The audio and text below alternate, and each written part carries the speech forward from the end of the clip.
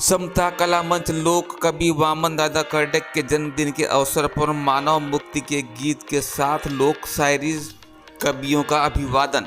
कार्यक्रम के मुख्य मेहमान श्री विजय भाई मैसूरिया ग्लोबल रिपब्लिकन पार्टी पूरे कार्यक्रम में रहे शामिल।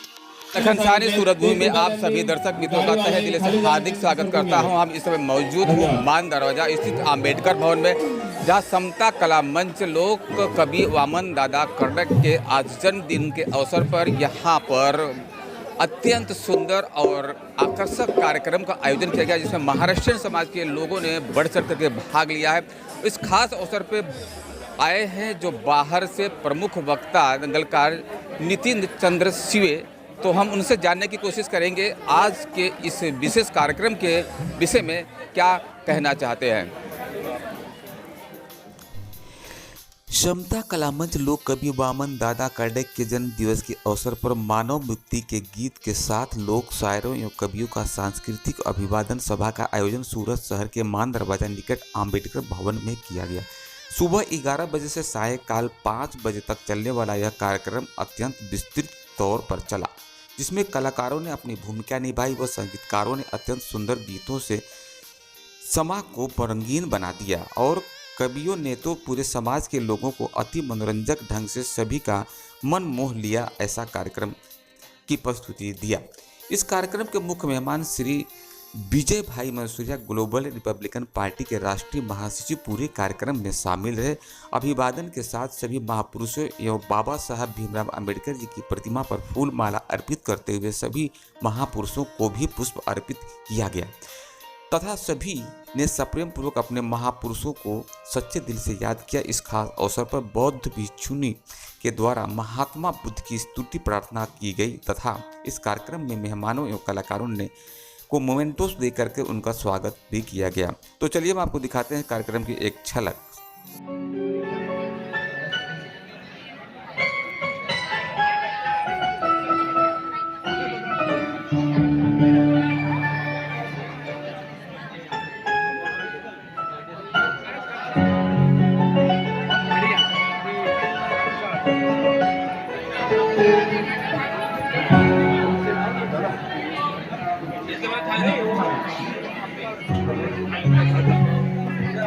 सर्व आमंत्रित मेहमानांनी वरती थांबावं। चलो चलो चलो चलो थोड़ा आगे चलो, आगे चलो।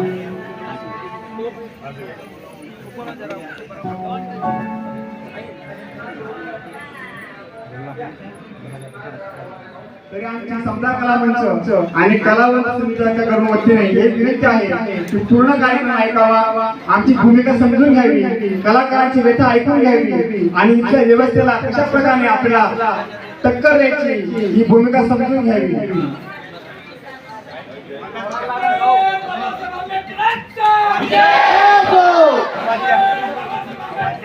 झाडे साहेब यांनी मंचावर यावं। मी आधी बोललो वरील बजेटचे लोक आहेत त्यांनी मंचावर यावं।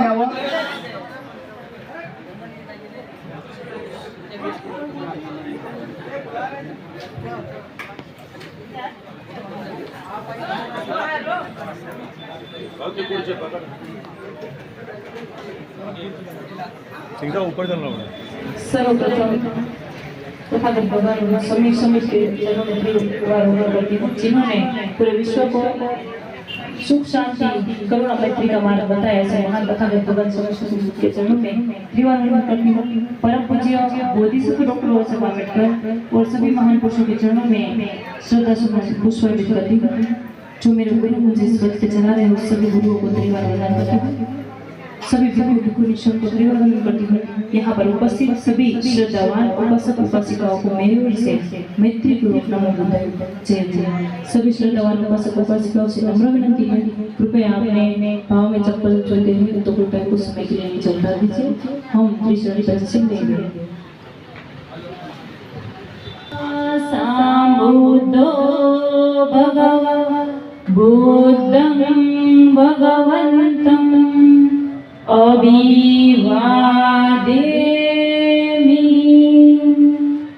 स्वाहातो भगवता दामोदरं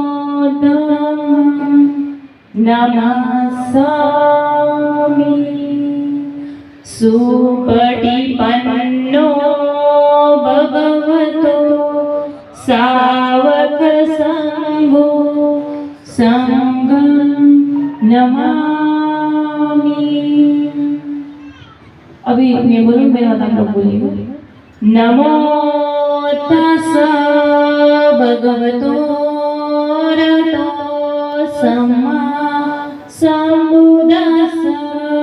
नमो तस्स भगवतो अरहतो सम्मा सम्बुद्धस्स। नमो तस्स भगवतो अरहतो सम्मा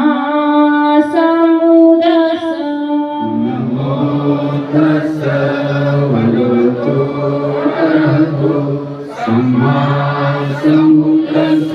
बुद्धं शरणं गच्छामि।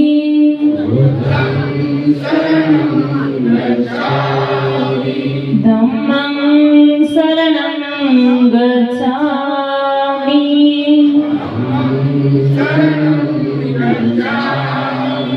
संघं शरणं गच्छामि।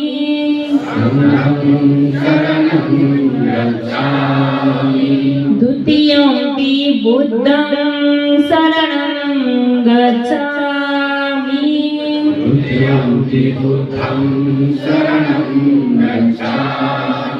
द्वितीयंपि धम्मं शरणं गच्छामि।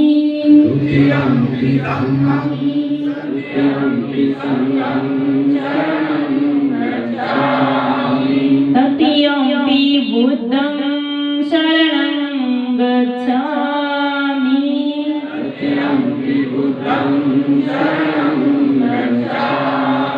तृतीयंपि धम्मं शरणं गच्छामि।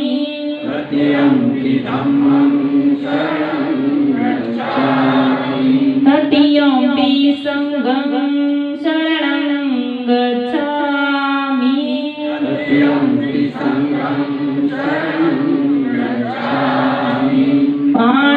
पाणातिपाता वेरमणि सिक्खापदं समादयामि।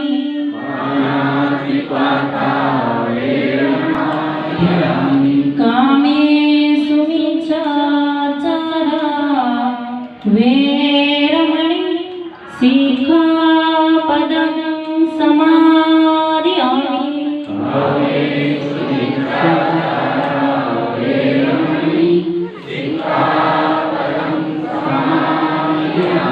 मुसावादा वेरमणि सिक्खापदं समादयामि।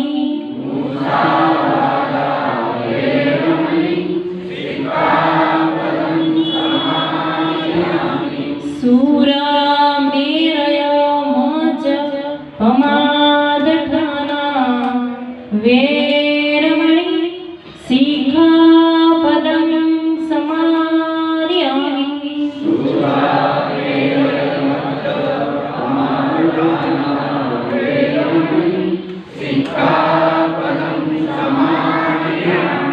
ईशानेन सद्धि पंचशीलं धम्मं सदकं सुरक्षितं कृत्वा अपमादेति शीलसम्पादेति। साधु साधु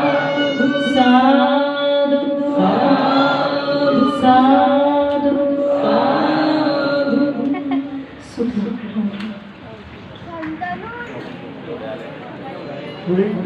पुढील कार्यक्रमाची रूपरेषा अशी असेल।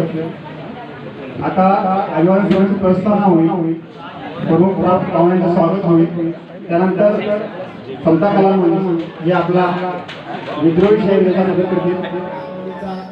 बलात्कार किंवा हत्या झाली त्याला आम्ही जाहीर निषेध करतो।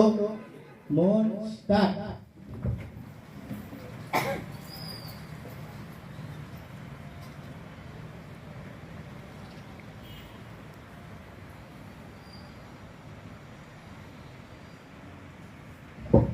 सारू सार सा. याचं पुढचं सूत्रसंचालन बंटी सरचा एक करते.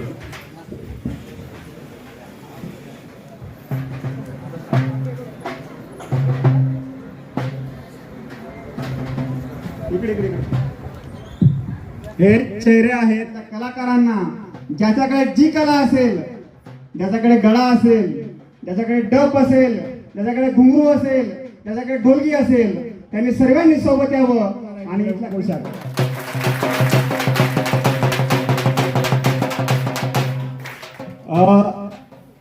मी आता मंचावर दबाव न आणता अशा सर्व नेत्यांचं आम्ही आता स्वागत करतो आमच्या समितीच्या वतीने.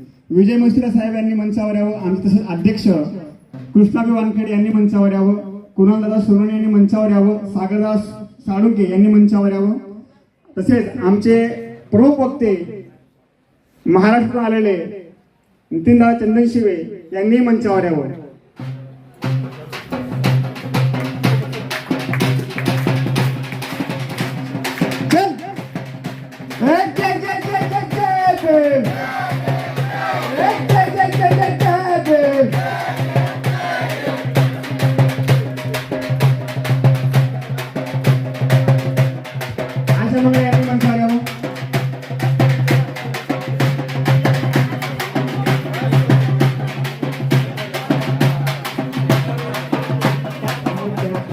देऊ नका,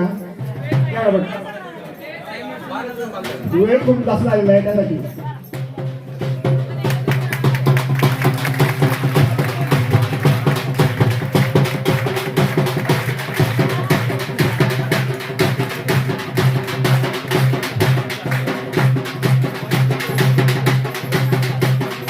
आणि नेते मंडळींना आमची सूचना आहे समितीच्या वतीने की तुम्ही आधी लेट आलेला आहात, जनता गेल्यावर तुम्ही जा अशी तुम्हाला विनंती आहे. बसा.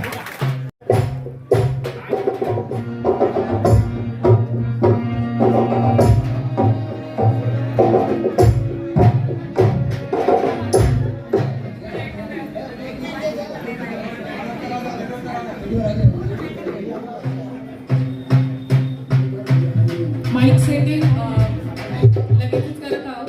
त्यानंतर लगेच संत कलावंताचा रुद्रेश यांचा सादर.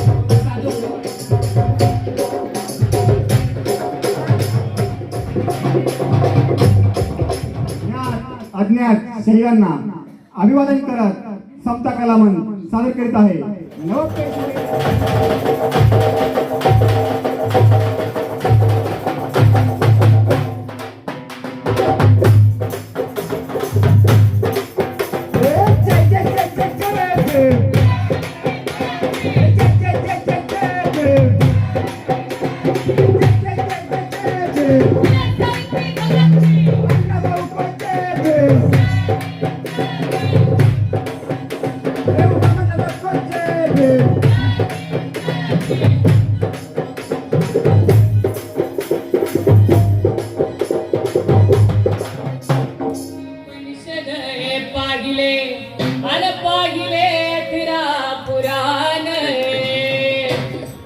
शाहिरांचे थोतांड पाहिले गा धरती, हातावर तुझा गा धरती, आधारिया गगना,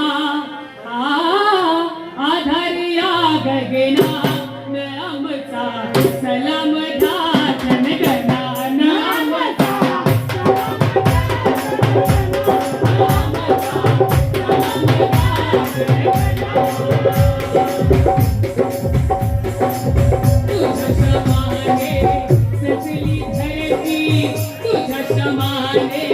सजली धरती तुझे तरुण तुझ्याच खाऊन तुझा विरोधी शत्रुवरी बलगणा, शत्रुवरी बलगणा.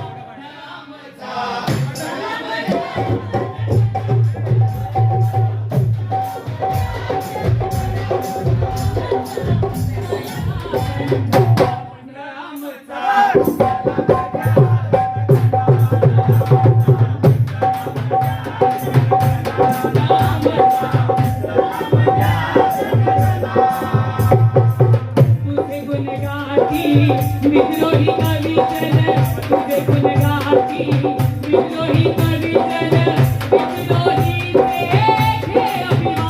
तुझा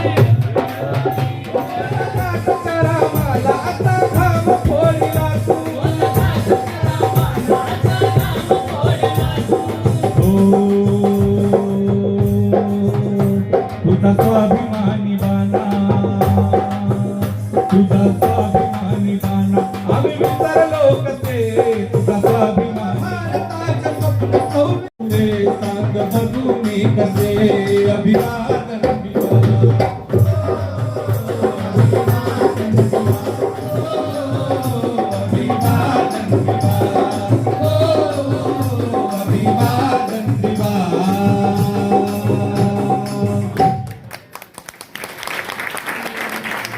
चलेगा वो बोलो,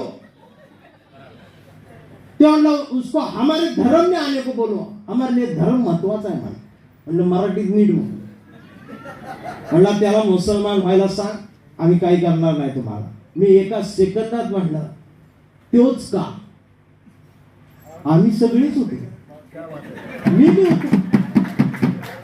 त्याची तलवार ढिली झाली. एवढा अवघड विषय मी एका वाक्यात सोपा केला होता. म्हणलं मुसलमान, म्हणलं काय तुझी प्रोसेस आहे, उद्या कर, उद्या नमाज पडायला आम्ही येतो. जी आम्हाला मारायला आली होती ती चहा पिऊन गेली. आणि 2-4 दिवस गेले आणि त्याच्यानंतर माझा लय त्रास झाला. तो म्हणला तुझं मुसलमान झाला ना, माझा अवघड केलं. म्हणले बघ आता असं करू, एक आठवडा मुसलमान, एक आठवडा हिंदू, एक आठवडा ख्रिश्चन, एक आठवडा बौद्ध, अजून काय असलं सणावर रविवार वाटून घ्या. आणि बाहेर दारावर पाटी लिहा, सर्व धर्म समभाव, आणि घराचं नाव संविधान.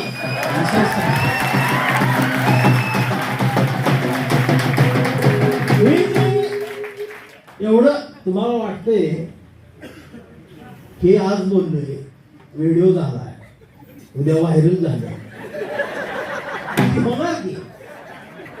आणि मी सांगलीत राहतो, मी अड्ड्यात, पण मला विश्वास आहे या केसाला सुद्धा धक्का लागू शकत नाही. आणि निळा झेंडा आहे, ताकद आहे चळवळीची. एकटा फिरतोय बोंबलं शिव्या घाल, पण ताकद नाही ना. कारण पाठीवर श्वासात आणि घासात एकच नाव आहे, डॉक्टर बाबासाहेब. रंगांची पण काही कवितेच्या ओळी बोंबलायच्या असतात आणि काही कवितेच्या ओळी अशा तोंडावर फेकून मारायच्या असतात. या तोंडावर फेकून मारायच्या कवितेच्या ओळी आहेत की सारे धर्म ग्रंथ वाचले, ही सारे धर्म ग्रंथ वाचले, पान चाळताना फक्त एवढीच चूक झाली, बोटाला जिभेवर न्यावं लागलं. काही नाही, मी धर्माला थुक्का लावला आणि मी माणूस झालो. परवा घर रंगवताना मी जातीलाच चुना लावला आणि मी माणसात आलो. ते माणसात येण्यासाठी आमच्या शाहिरांनी इथला ढप बडवलेला आहे. माणसात माणूस आणण्यासाठी आमच्या सूरपेट्या झिजलेल्या आहेत, वाजलेल्या आहेत, भिजलेल्या आहेत. आज या चळवळीत अनेक डुप्लिकेट आहेत, अनेक कुणी घुसलंय, पण त्याचा काही फारसा परिणाम होत नाही. ज्या प्रामाणिक मेसेज आला 4-5 वर्षापूर्वी, शुभ शिव सकाळ भगवा झेंडा, मी डोकं खाजवत म्हणलं आता ही सकाळ आली, मग आता छत्रपती शिवाजी महाराज येणार, माझी सकाळ झाली उठा. आता पण मगाशी सगळेच आम्ही एकत्रित आलो, सूत्रसंचालक म्हणले आपल्या सर्व महापुरुषांना पुष्पहार घाला. मी मनातल्या मनात म्हणलं आपापल्या जातीच बघून घ्या. गेल्या त्याच्या उद्घाटनाला छगन म्हणलं आणि मग मी तिथं सूत्रसंचालक यांनी माझ्याकडे दिले आणाले. त्या सूत्रसंचालकांमध्येच मी बोललो, म्हटलं माळ्याच्या उद्घाटनाला माळीच आणायला लागते, ही विद्यापीठाची दरिंद्री. तेवढ्या वाक्यानंतर मला तिकडं हाकलला. 5,000 मानधन ठरलं, 15 दिली, म्हणली इथं येऊ नको जा. ही खरं बोलायचं सवय. ती सकाळ आली शिवाजी महाराजांच्या नावानं, मग आमचे पेटले, म्हणली त्यांची झाली ना, आपली कर. ह्यानं टाकला निळा झेंडा. शुभ भीम सकाळ 11 वाजता 11 सकाळी यायची. बघा 10च्या आत उठते आमची. 11लाच उठल्या शुभ भीम. छाती जरा अर्धी उघडी अशी खाली वाकून तिला असं केलं आणि तिथं वर लिहिलंय जय भीम आणि खाली त्यानं ते कॅप्शन मध्ये लिहिले एकाच बापाचे अवलाद असाल तर कमेंट मध्ये जय भीम द्या. कमेंट करून ती दुसऱ्याने केली परत आपल्या समोर येते, परत जय भीम. आता आणि या महापुरुषांच्या मेंढराजवळ वाढलेली, पुतळ्याजवळ वाढलेली मेंढरांची गर्दी तुम्हाला आणि आम्हाला फोडून फटकं देऊन महापुरुषांच्या पुस्तकाजवळ आणली पाहिजे. जी जमात पुस्तकावर तुटून पडते तीच जमात जगावर तुटून पडते.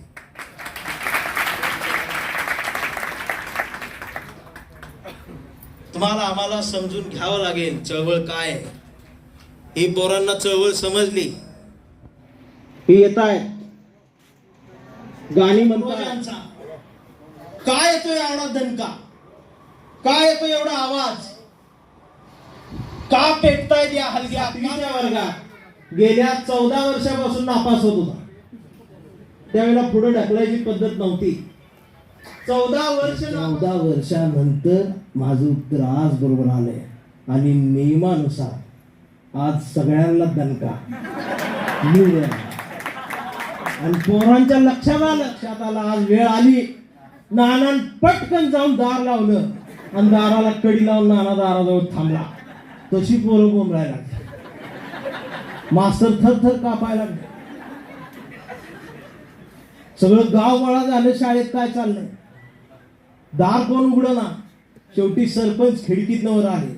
त्यांनी बघितलं पोरं बोंबलतायत, नाना असा थांबलाय, मास्तर खुर्चीवर शांत बसले. सरपंच ते ज्ञान सांगत नसतो फेसबुकवर नो, एखाद्या ग्रुपवर तो असतो आडवं बोलतो. बाबा एखादा आपण काय टाकलं हे असं का, बघ प्रकाश आंबेडकर साहेबांनी करायला पाहिजे होती, त्यांच्यावर जायला पाहिजे. तो घरात दार लावून बोलते भाई बघ. या असले विचारवंत लय धोक्याचे. खरा माणूस येता का, ही माणसं खरी. या आमच्या पोरी सगळ्यात खऱ्या, त्यांना माहित आहे ना काय होते काय. आता एक चळवळ, शाहीर आणि कवितेचं नातं सांगणारी एक गोष्ट आहे जी माझ्या आयुष्यात घडली. तेवढी सांगून मी थांबणार आहे.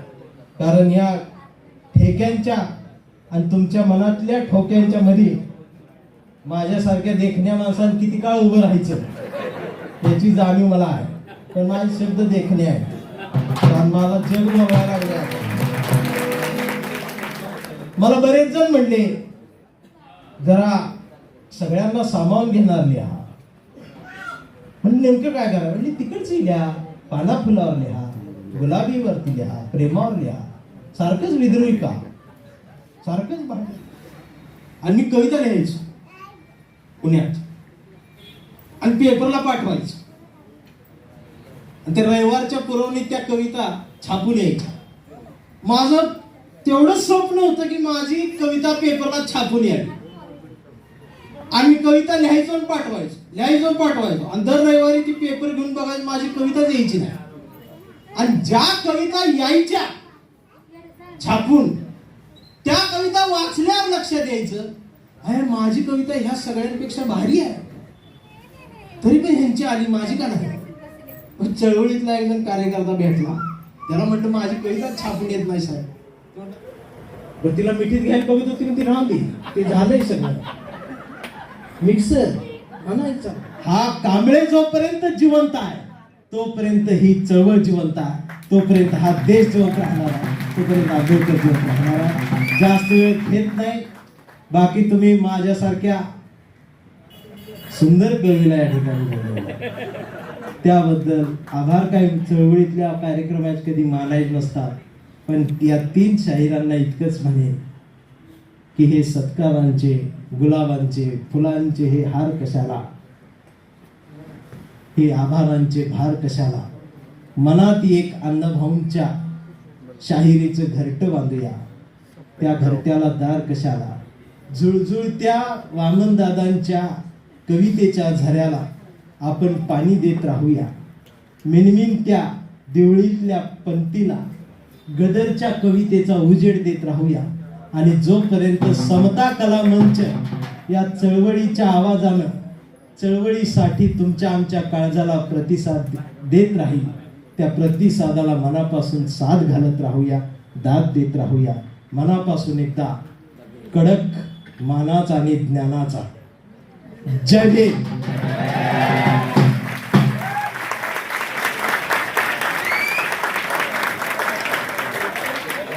कवि, शायर, अक्सर और पत्रकार सत्ता पक्ष के विरोधी होते हैं, क्योंकि वो बात को, सच और हकीकत को जनता के सामने प्रत्यक्ष रूप से रखने का प्रस्ताव रखते हैं और कभी भी निष्पक्ष न्याय की बात को हम सामने लाने की कोशिश करते हैं. क्योंकि कवि, पत्रकार और शायर अक्सर जनता का होता है और जनता के बीच में रहते हैं, और जो जनता का होता है वो सत्ता पक्ष का कभी हो ही नहीं सकता. तो इसी बीच में हमारे मौजूद हैं दंगलकार नितिन चंदन शिवे, जो महाराष्ट्रन भाषा में यहाँ पे उन्होंने उद्बोधन किया है, लेकिन हम उनसे जानेंगे कि आज हिंदी भाषा में कि किस प्रकार से आज उनके कार्यक्रम की मंतव्य रही. तो चलिए हम आज जानने की कोशिश करेंगे कि आज हमारे बीच में जो मौजूद हैं कवि क्या कहना चाहते हैं. सिर्फ आपका नाम और परिचय.